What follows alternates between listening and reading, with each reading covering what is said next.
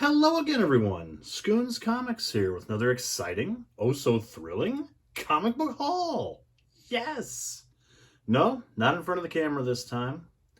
Instead, this is a very special episode of Scoons Comics where I'm going to be focusing strictly on the comics themselves. My dashing good looks will not be on display. Oh, good lord. Um, this has been a collection I've been working on really since I started collecting comics. I really focused on it in the last few years. This is my Death of Superman collection, which includes all the different variants for the Death of Superman storyline, all the different variants for the Funeral for a Friend storyline, and all the different variants for the Reign of Superman line. Now, I say all the variants. It's not all the variants. There's a few things I don't have in my collection, and I'll address those as I come. But I just didn't want someone quickly pointing out, that's not everything. Well, we'll talk about it as we go. But the very first comic book I ever bought was the issue that you're seeing right there, Superman 75, The Death of Superman. And it started me down this crazy journey decades later, where I love this hobby. I love comics so much.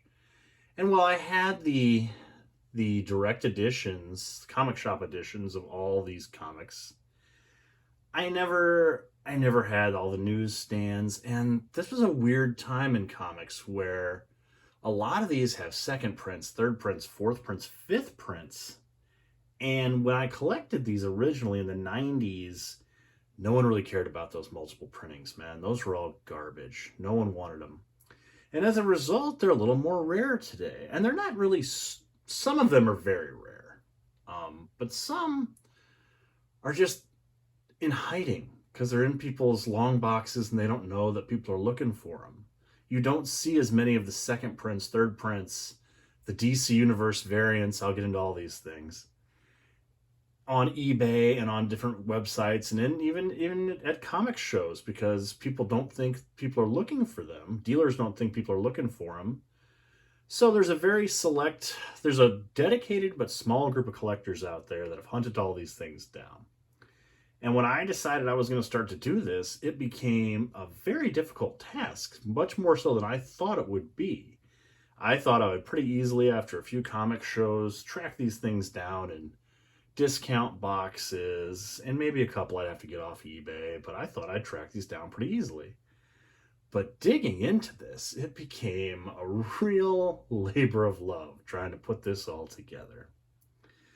But just the other day, I got the last issue. I have 126 issues now in my Death of Superman collection, which is an odd number, and I'll talk about that a little bit as I go here. But I'm just going to get into it so you don't keep staring at this depressing Death of Superman logo. So the first issue I bought was that. And then my comic collection really started with this paperback, The Death of Superman. If you see that it only cost $5, I got this off. I feel like I got this off the newsstand, but I could be wrong.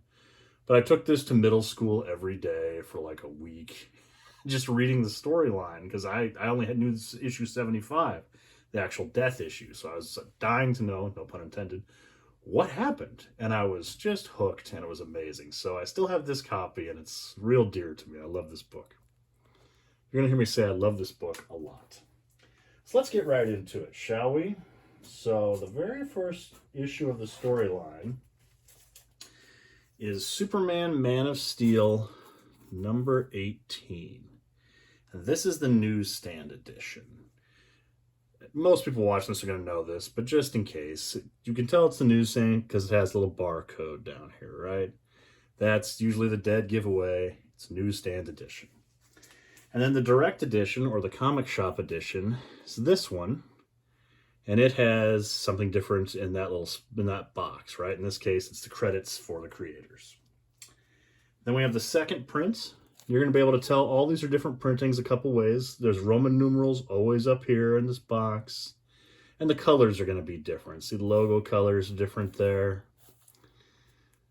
So that's the second print. Here's the third print. So this is the first appearance of Doomsday. The beast, spoiler alert, that killed Superman. This book's pretty hot. It's first appearance of a major 90s character. So finding these printings has been kind of a pain. So here's the 4th print.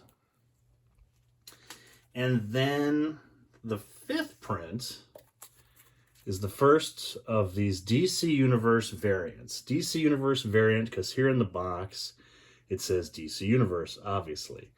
These books, the DC Universe variants, were not available on the newsstand or in the comic shops. These were ones that were packed away with multi-packs. In this case, I believe they only came in packs of 2. And they were sold at Toys R Us and Walgreens and Rite Aids and things like that for like a discount price. Like $3, you got these 2 comics, right? Finding these books, if you've watched my channel, has been a huge challenge. Some are pretty easy to find, some are very rare. This book has been hot in the past. It's gone for hundreds of dollars. I've seen it go for $5. It all depends. But it is a wonderful book, and this is the first set that I completed for my Death of Superman run, so that's very exciting. All right, so that's the first issue. And then we have one that's really near and dear to my heart. I'll explain. Justice League of America number 69. This was one that when I started collecting comics, and I'll just start putting them out here. Here's the direct edition. When I started collecting comics in middle school, once a month, if you didn't get in trouble all month, did not get any demerits, you were on the demerit-free trip. You could either go to like see a movie. Here's the second print. See, Roman numeral, color change. You could either go see a movie or do some kind of fun activity. I would always go to the comic book club, which was ran by a teacher that I really didn't care for, but he collected comics. And a handful of students would be there, and we would all trade comics. And this book was one that the teacher was always on the lookout for. He's like, if you see this book in the wild, he didn't say the wild, but if you find this book somewhere, buy it for me, please, I need it. So this was the first comic I really hunted for, right? And subsequently, anytime I would find a printing, I would pick it up. So for years, I had like the newsstand, the first edition, and I think like the 3rd print, maybe the 2nd print, I can't remember now. But then finding this 4th print, the DC Universe variant, was such a pain at a decent price. Because the people that have these, like you'll find these mislabeled sometimes on eBay, that they don't know this is a variant. They'll just list it as 4th print Justice League. Maybe you can get yourself a deal. But the people that know this is kind of special want big money for it. When I say big money, more than I want to spend for books that are, relatively common. Books that I thought when I started collecting, I could get this for $2-3. I think I ended up having to spend $40, I think, for that book. But, when you're trying to complete these things, you got to make choices. And I just love this cover. Dan Jurgens' artwork, just a beautiful book. Showing how unstoppable Doomsday is. All these heroes trying to take him down. Just amazing. I love it. Oh, man. Oh, knocked myself a little sideways there. All right. Next up, we have Superman 74. Newsstand edition. And then we have the direct market edition. And then the 2nd print. See, it's all yellow. A lot of these 2nd prints with the Superman title go to the yellow coloring, which I don't know if that's by design. It's just interesting. Then we have the 3rd print. And finally, the 4th print. This is a real steal for me. This is one I found mislabeled on eBay. And it's got the DC Universe logo. And again, these DC Universe logos, and even some of these later printings, were not offered in the comic book shop. You couldn't just buy these. They were part of like these special sets. These later printings were part of special sets sold at like Toys R Us of like 20, right? And they're not always the different printings. It's real hit or miss. Like you can find like these multi-sets on eBay, but they're not always featuring these different print runs. So real hit or miss trying to find them. So again, these books are out there, but finding them on the ready and at good prices, sometimes a little tricky. Let's see if I knock any of these down when I grab them. All right, I can tell already I'm going to cut this up probably into a couple different videos, but that's all right. Next up, another cover that I really love, Tom Grummett artwork here. Adventures of Superman 497. Newsstand edition. That took me a while to find. These newsstands are tricky to hunt down too. They're not rare, but they're just hard to find. 497. And then here's the second print. Nice green coloring there. And then the third print. And then this is the first one that does not have one of those DC Universe logo variants. If one would ever surface, that would be amazing and probably throw a lot of collectors into chaos. But right now, and I can't imagine it changing because people have looked for years, this is all there is for that title. So really cool, and just seeing them all displayed like this makes me insanely happy. All right, next up, we have... Okay. Superman in Action Comics. So Action Comics 684. Newsstand edition. And then the Direct Market Comic Shop edition. This I also remember when I started collecting comics, I was really impressed that like the creators were given this spot, because I was like, oh my gosh, it's like a movie. Like these are made by people. Because the only comic exposure I had was like cartoons or Batman with Adam West. So I was like, oh my gosh, this is real serious business. Second print. Nice white lettering here. And then the third print, which is one of these DC Universe logo variants, which are amazing. I think they look so cool. Such a cool logo. I gotta get a shirt with that on it. Oh, such cool books. I love this storyline. I'm so happy to have these comics and to be showing them to you people. This is great. All right. Here's an interesting one. I'll talk about this. Here's the first real example of me not really having all versions, right? So here's Superman Man of Steel number 19. Newsstand edition, and then the direct edition, okay, and then the second print, some nice yellow and blue, and then the third print is a DC Universe variant. There's also a fourth print of this book, but it came out years later with a totally different cover. It came out with one of the action figures. I don't count that.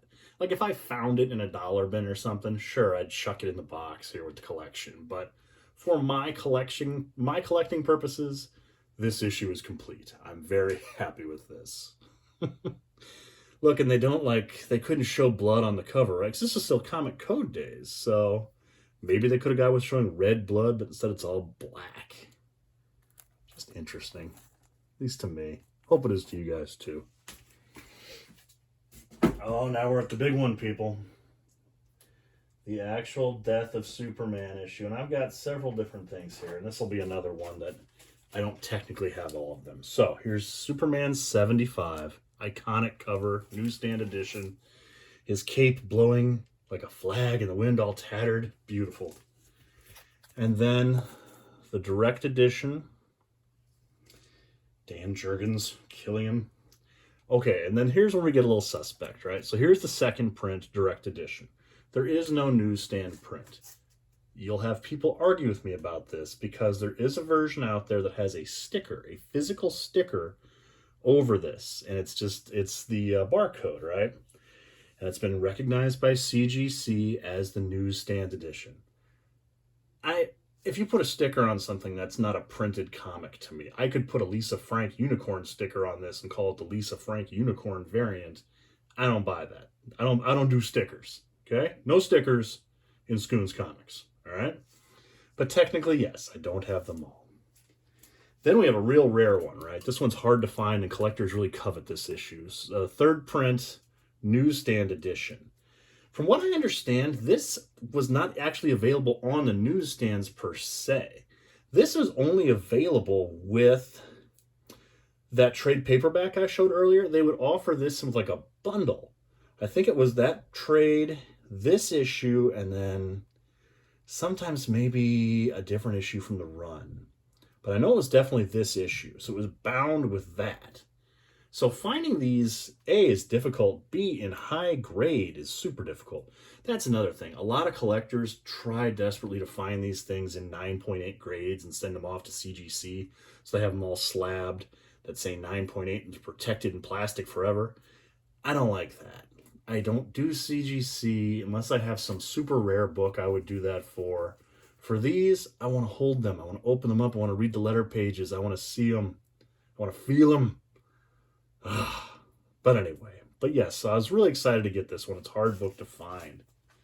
And then here's the third Prince direct edition. And the fourth print newsstand edition. This actually was on newsstands that I can tell. It was just kind of the Wild West times. Like, there weren't strict records of printings and how many copies came out. Like, you can find numbers, but they're all kind of suspect, right? It was just a different time. Pre-internet times, pre-people looking for a bunch of variants at comic shops, just different times. And here's the fourth print direct edition. And then inside that black bag that I showed you earlier is this comic. And then, oh, I love that book. I remember taking that out of that black bag. I remember having the debate about taking it out of the black bag. And like, because, you know, at the time I'm stupid. I didn't realize, I thought like everybody else, I could put myself through college with this, right? This is gonna be a super valuable comic. But I think I lasted like 2 hours before I cut it open and had to take a look. But there's also a platinum edition of this comic, right? I don't have that. It's more money than I want to spend, and frankly, it's the bag. It's just silver, and it says platinum edition. Cool. Again, if I found one, or if anybody out there wants to send me one, knock yourself out. I'm content with this being my Superman 75 collection. I could also get foreign versions. I think Chris over at Reed Comics, he had one from like Brazil or something crazy, which I would have liked. But anyway, I'm not going to go down that rabbit hole. Oh my God. But this is the book. This is Superman 75, Death of Superman. Wonderful comic. Let's see if I can get these all here without destroying them. Hey, success. All right, where are we at? I think that is going to be it for this video, and I will show the rest. I'll break it up into 3 parts. I'm going to do the Funeral for a Friend books, the next video, and Reign of Superman in the final video. So thank you all for watching. These comics mean a lot to me. I'm glad to get to share them with you guys. So hope you're enjoying. I'll see y'all soon.